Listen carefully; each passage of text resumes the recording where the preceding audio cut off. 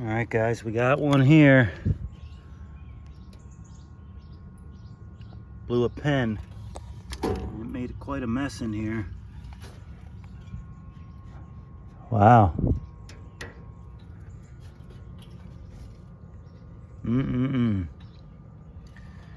Well, we got a new compressor for it. We're going to put a new compressor in, and hopefully it doesn't have any acid in it. If it does, we'll have to take measures to get that acid out.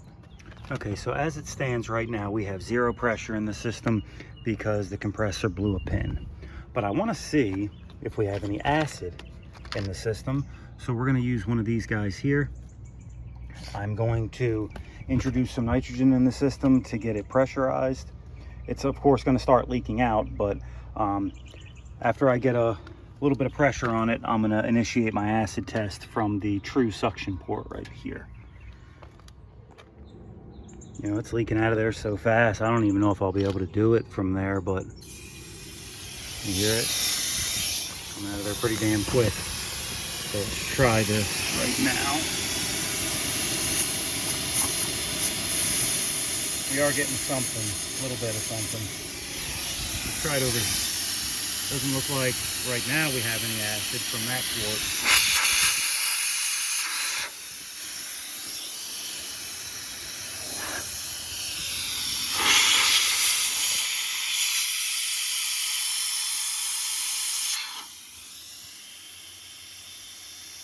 All right.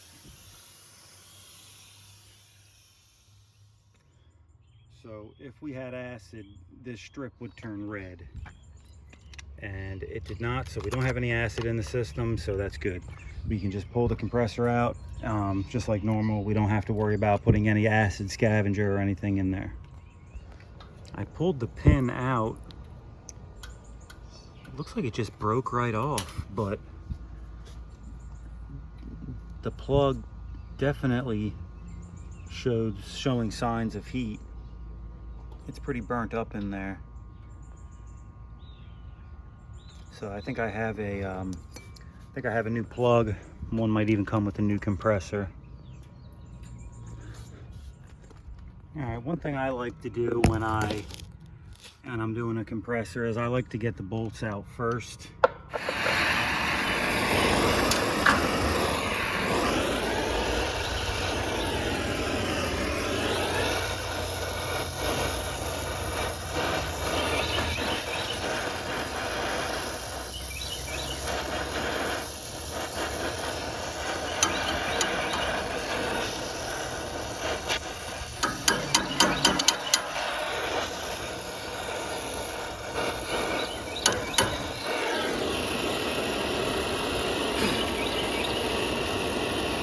That's one. We want to make sure that cools down a little bit so it doesn't stick back to the compressor. Try to bend it out of the way a little bit.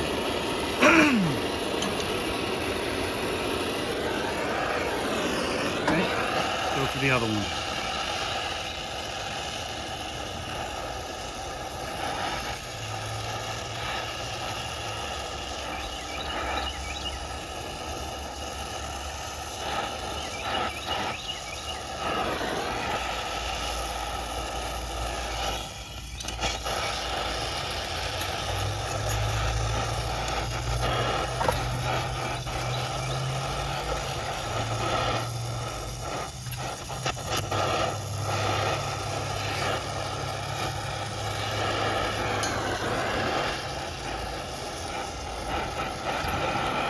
There we go.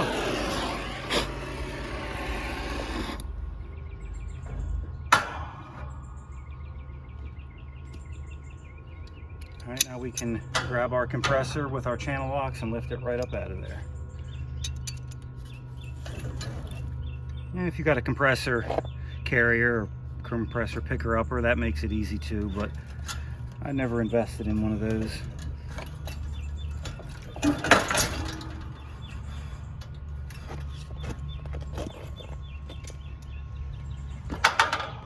There we have it.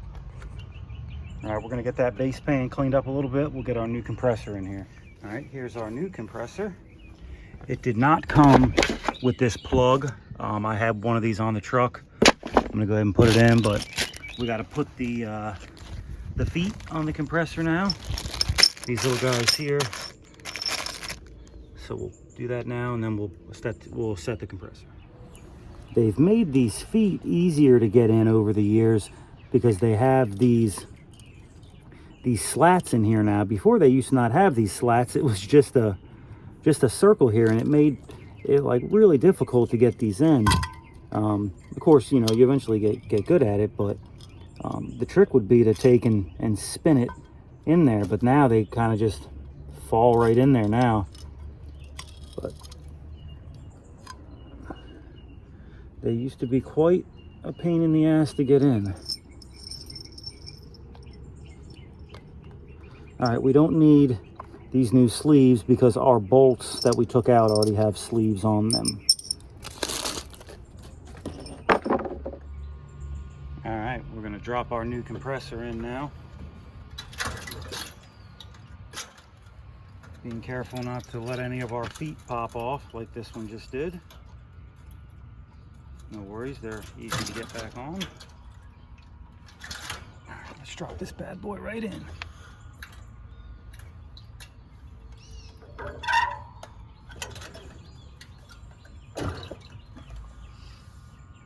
All right, there we have it. All right, I'm gonna clean up the ends of those pipes real quick. I should have done that before I dropped the compressor in, but I'm gonna clean those up real quick. All right, I've covered up the holes of my new compressor. I'm gonna take some emery cloth and try to clean these up just a little bit. I don't want to get anything inside my suction line either.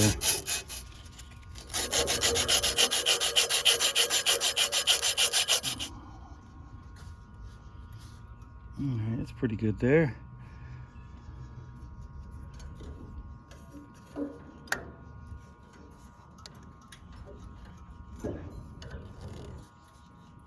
It seems like everything's matching up pretty good. All right, we'll get our torch going, and once we get this old solder heated up, we'll tap on the pipe, and that should drive it right in there.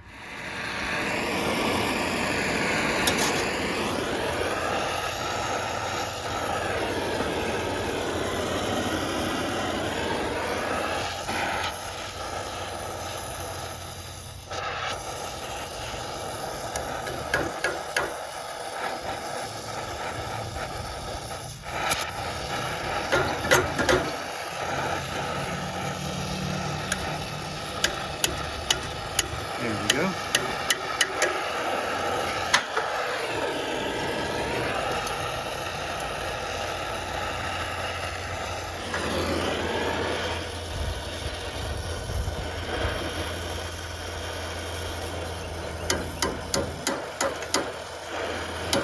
Gotta be careful when you're tapping on a pipe when it's hot, because you could split it or you could dent it. You just don't want to damage that pipe when you're doing that.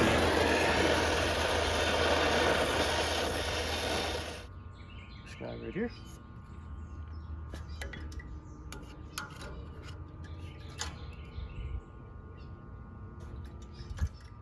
That one looks good. This one looks good. Looks like I went a little heavy on the solder, but it's okay. All right, next we got to get that old filter dryer out of there, and that is installed inside. So let's go take a look at that. Okay,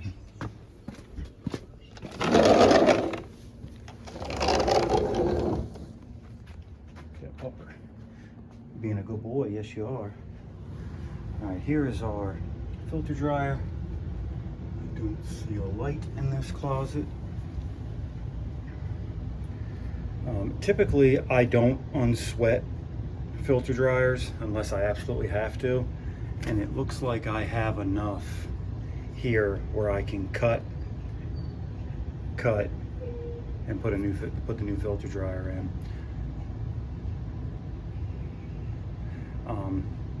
I was told a long time ago you don't really want to unsweat a filter dryer. You always want to cut it. So that's what I've done when all possible. Of course, sometimes you're in a situation where you absolutely have no choice but to unsweat it, but This is not one of those situations. So I'm going to cut it past the solder, and I have enough play in this piping here where I can just bring it right up to it.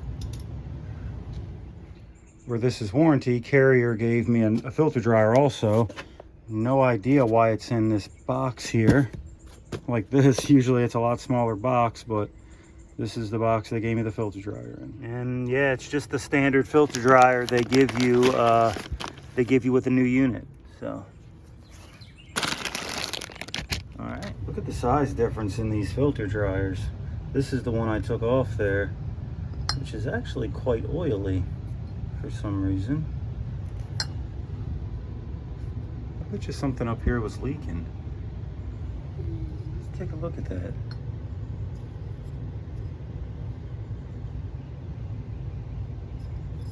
Yeah, there's like massive oil here. Huh. Wow. I guess one of these fittings was leaking. But yeah, look at the size difference in filter dryers. All right, we're gonna get this oil cleaned up and we're gonna put the new filter dryer on. All right, we got our new filter dryer in place. Matter of fact, oops, it's upside down, I don't like that. So we're gonna flip it right side up where this is a bi-flow filter dryer. It doesn't matter which way we install it because we are in a heat pump application here. All right, we got our nitrogen flowing, we got our filter dryer set, and we're about to braze this in. We're gonna be careful not to burn the Armaflex here. And we are inside here, so chances are we're gonna set off a smoke alarm, but what are you gonna do? All right, let's take a look at our solders here.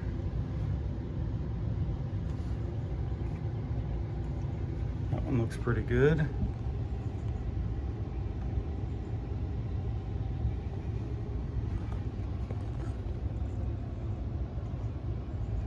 That one's not very pretty, but it does look sealed. Cool. All right, back outside here. We're still flowing nitrogen. We're going to cut that off now. We're going to hook up our gauges again.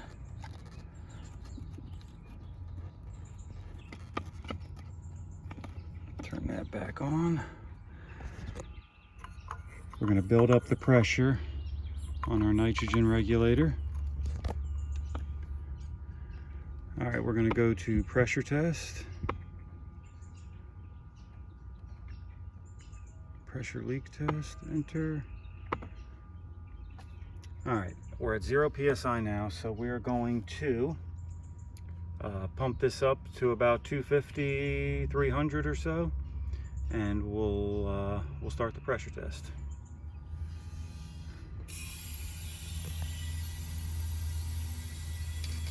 This on, cut this on. Nope, our contactor pulled in.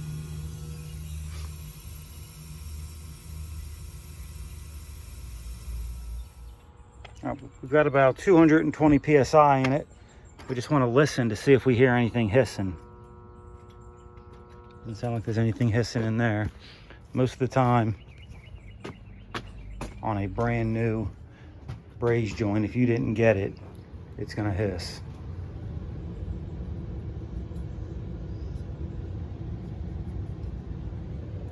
I don't hear any hissing.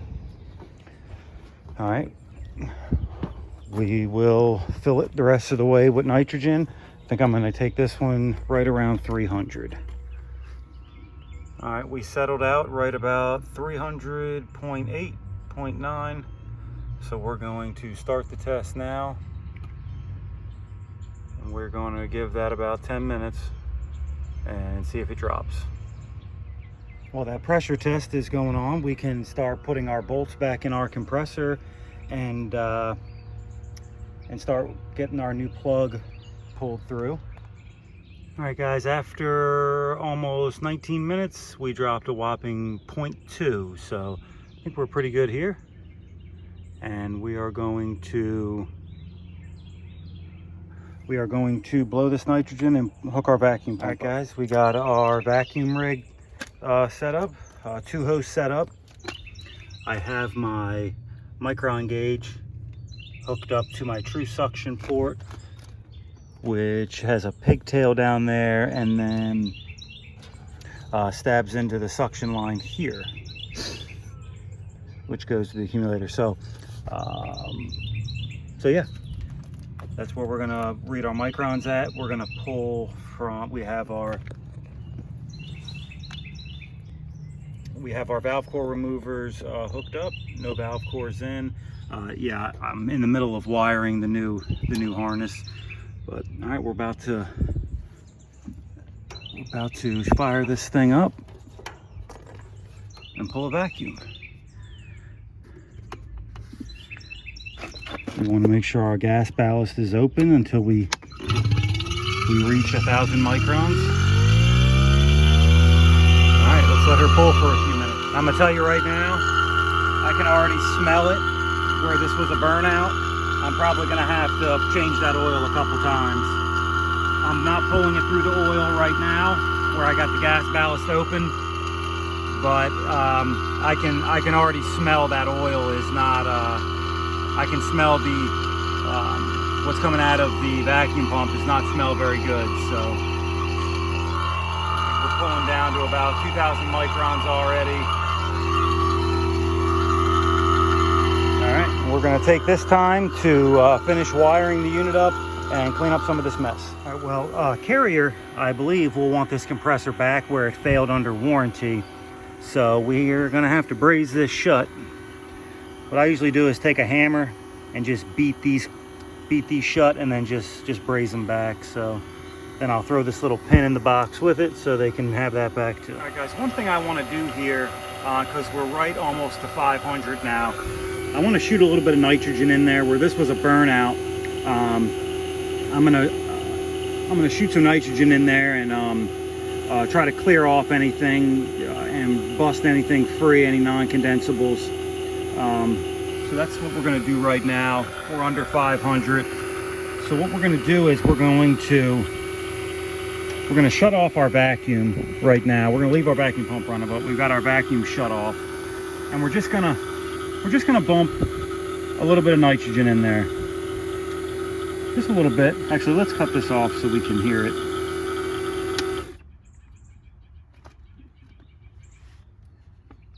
All right, so we have this ball valve shut, and we're going to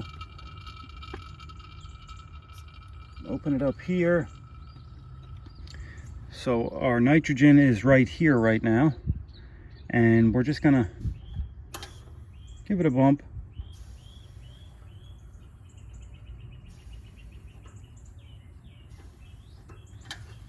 All right, we're just breaking our vacuum with nitrogen. And now we're about to start our vacuum pump back up.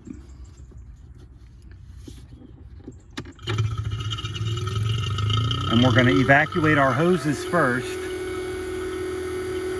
And as you see here, we're no longer in a vacuum because we've broke that with nitrogen. We're going to let our hoses pull for a couple minutes, and then we're going to open the system back up to the vacuum. And make sure this is on there tight. We don't want that leaking. All right, we're going to open this back up. Basically, we're just pulling the nitrogen back out, and we might do that 1 or 2 more times. All right, guys, again, I'm down to about 280 now. We're going to shut our vacuum off. We're going to shoot some nitro. See, our vacuum is now broke. Now we're just going to turn our vacuum back on.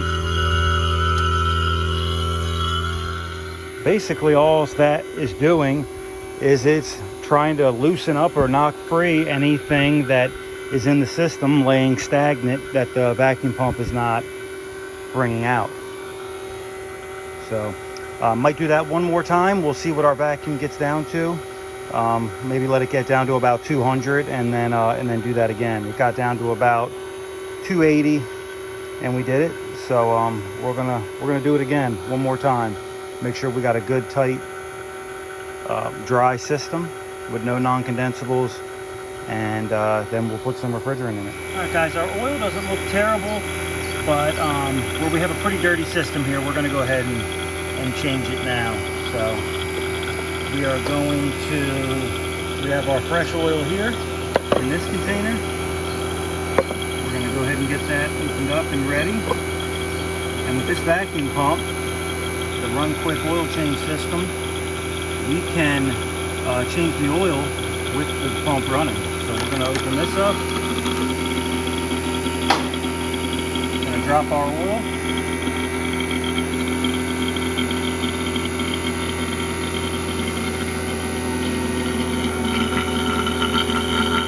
Close that off.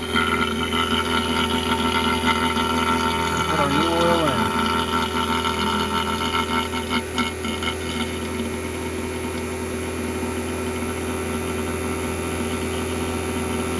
Easy as that.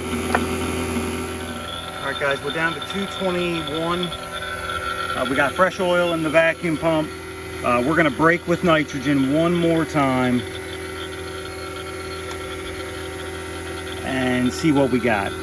Then we're gonna let it eat for a while and then see what we really get down to.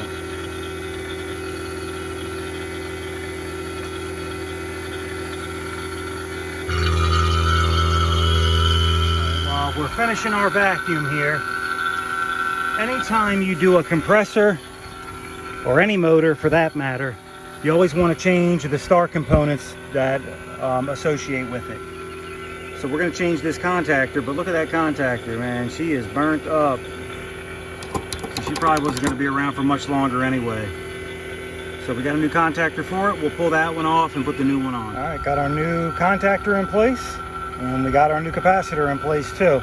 I'm going to take a Sharpie and write the microfarad rating on this so the next guy doesn't have to take it all the way out of the bracket. He can just look and say, okay, this is a 30/5.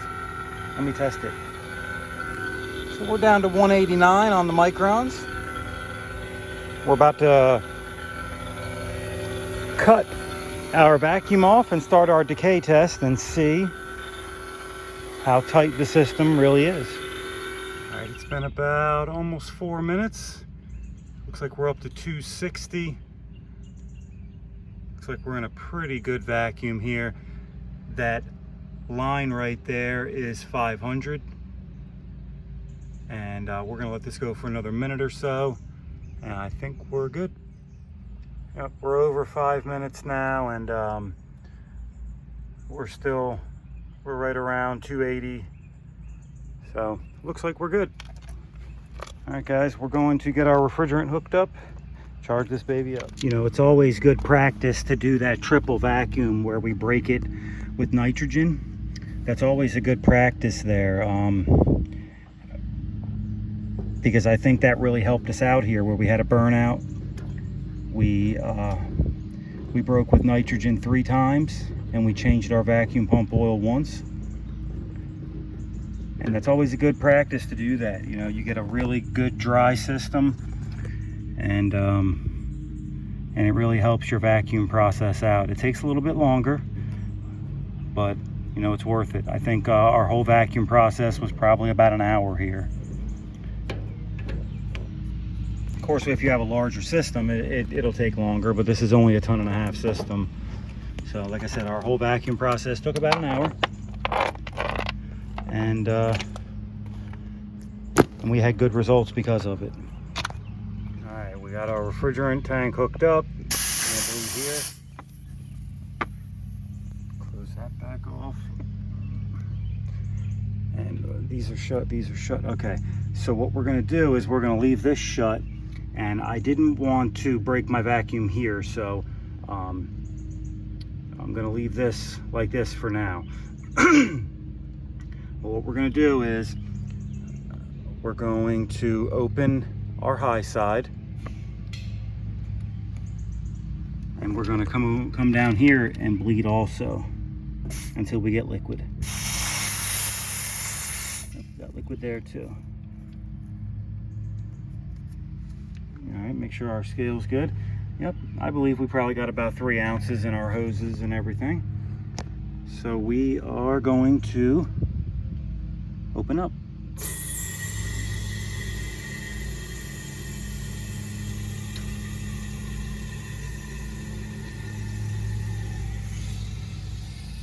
Taking it pretty fast. See how much we hold. 5 pounds, 30 ounces. I'm sorry, 5.3 pounds.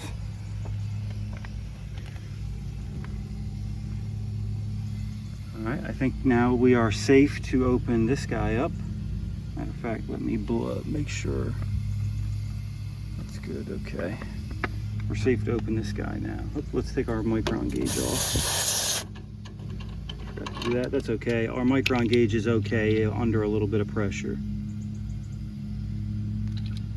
Now let's open this guy up. Yeah, it's taking it really quick. All right, let's cut it off now. And we're going to turn everything back on and initiate a cooling call. One thing to remember, whenever you introduce any oils or anything to your micron gauge, you want to clean it with alcohol. You should do that probably after every usage anyway, but definitely make sure you clean all this with alcohol. It'll definitely extend the life of your micron gauge. I just noticed, like a dummy, I got these hooked up wrong, but whatever. Let me switch those back real quick. What happened was I had this hooked up here for the to introduce nitrogen, and I just hooked my eye side up over there, but that's why we're looking wonky over here. So, all right, let's get these switched around. Oh, that looks better. All right, now I'm going to get my pipe clamps put on.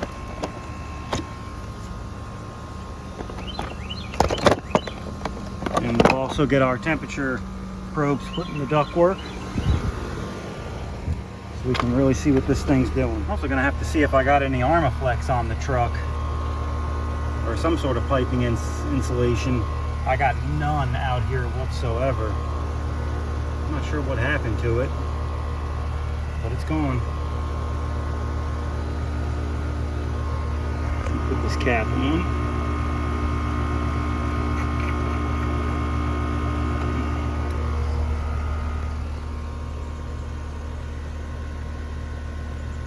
All right, this is with the charge weighed in to what the data plate says. And man, it is looking dead nuts.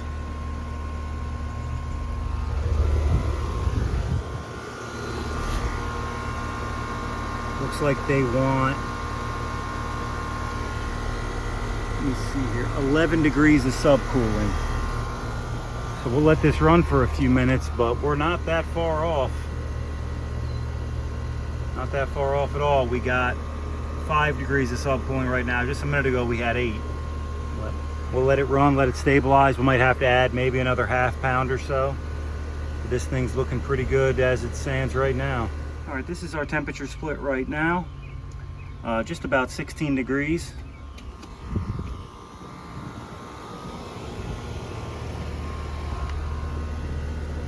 And these are our pressures here. We have like no superheat and about 3.4 degrees of subcooling. Something looks a little wonky here. I would love to get that subcooling up, but it's weird that I have no superheat.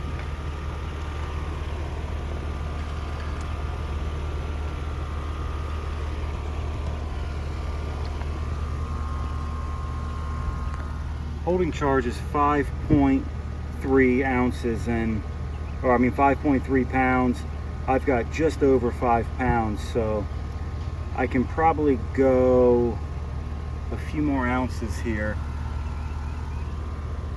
Matter of fact, I might even bring it up to 5.5 pounds and see where that gets us. Yeah, we've got about 5.5 pounds in it. That's all I'm really gonna put in. And we have no superheat and about 3.5 degrees of subcooling. I'm wondering if we got an issue with our TXV in there. Wonder if she's wide open, or we have the wrong orifice or something in there. Okay, guys, we're going to conduct a little experiment here. We pulled our TXV bulb out, and we're going to see if this thing's still running wide open, and we're going to try to get some ice water and put it in and see if we can get it to operate at all. So basically we just got our bulb out here. We've placed the panels back on gently so we don't damage our TXV bulb, so we can conduct our experiment. All right, right now it's doing about the same as it was before. We got no superheat and very low subcooling, which I would expect because we're just ambient temperature with the TXV bulb. All right, we are mirroring our gauges right now on this phone here, and we're going to take a cup of ice water and we're going to put our TXV bulb in it, see if we have any change.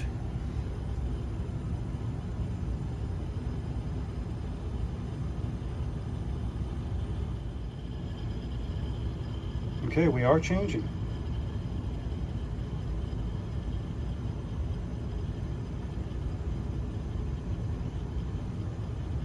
We're getting some superheat now, and our TXV is closing.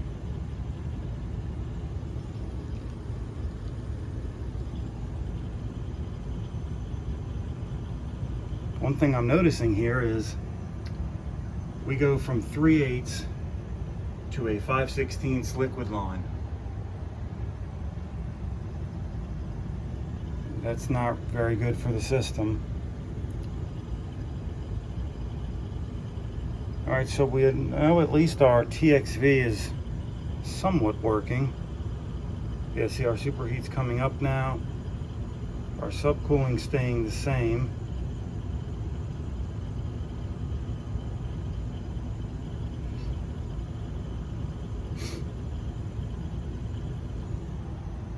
I wonder if this 5/16 liquid line has anything to do with that.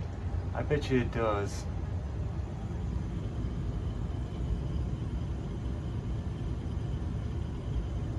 Yeah.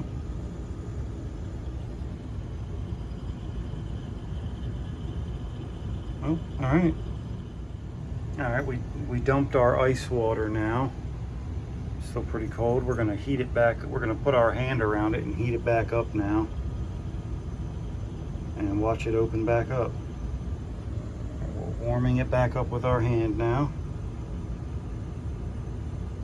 And you see our suction pressure going up and our superheat coming down, which means we're letting more refrigerant into the system now.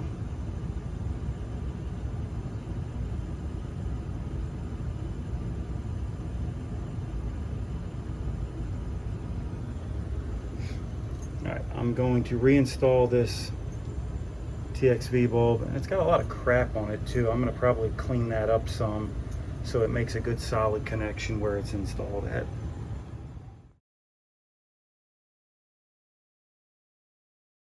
Well guys, I definitely got it working better just by taking that TXV bulb out, cleaning it, and then repositioning it on the suction line there. So looks like it's not doing too bad right now. I still might be a skosh undercharge now.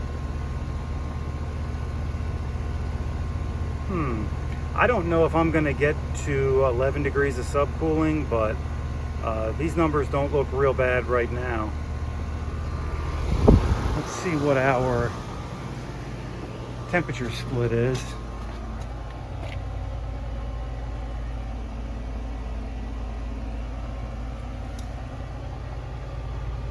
All right, so we got about a 15-degree split. Looks like I might be able to go another pound or so, or another half pound or so. We'll give it a couple minutes and then take a look. Yeah, we're right back to no subcooling again. I'm sorry, no superheat again, and low subcooling. Man, I really think this 5/16 liquid line is definitely not helping our situation any. It seemed the TXB was running the way it should, is working the way it should, so I might just have to live with this one. Let me know what you guys think down in the comments. I mean, that TXB seemed like it was opening and closing the way it's supposed to. The only thing I see is that, you know, this 5/16 liquid line, and that's usually a no-no. You want to run 3/8 minimum on anything 410A.